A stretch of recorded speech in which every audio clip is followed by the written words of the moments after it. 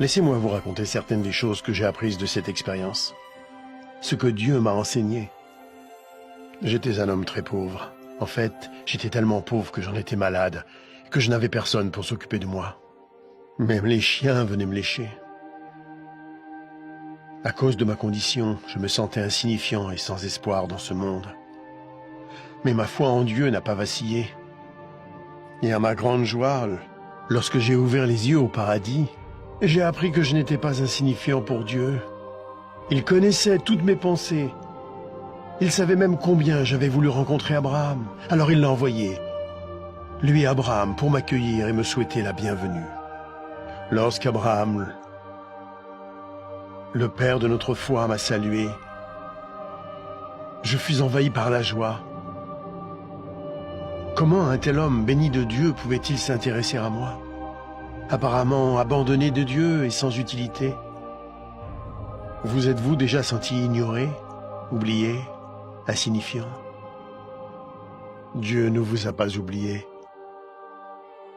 Où que vous soyez, qui que vous soyez, quels que soient vos problèmes, j'ai appris que personne n'était oublié de Dieu. Mon histoire prouve que rien ne peut nous séparer de l'amour de Dieu. Le riche était dominé par sa richesse, son influence et le luxe. Il traitait mieux ses animaux de compagnie que moi. Il aimait les biens de ce monde et en a profité pendant toute sa vie.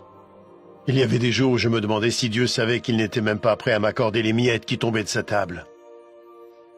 Je sais maintenant que Dieu regardait. Le riche n'avait jamais perdu sa fierté et son arrogance, même en enfer. Avez-vous remarqué qu'il a demandé que je le serve parce qu'il avait l'habitude d'être servi? L'enfer est plein de gens qui veulent être servis.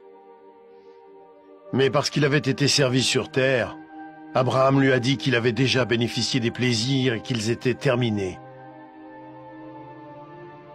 J'ai appris comme il est important pour Dieu que nous servions les autres sur terre.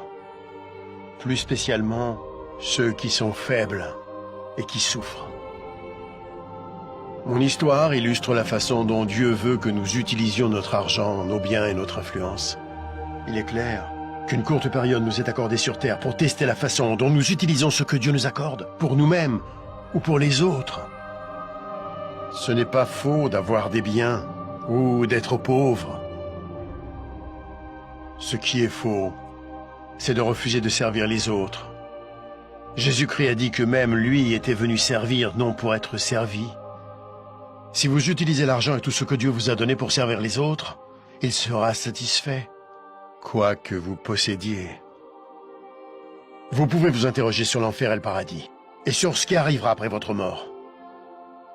Christ viendra au dernier jour pour juger le monde.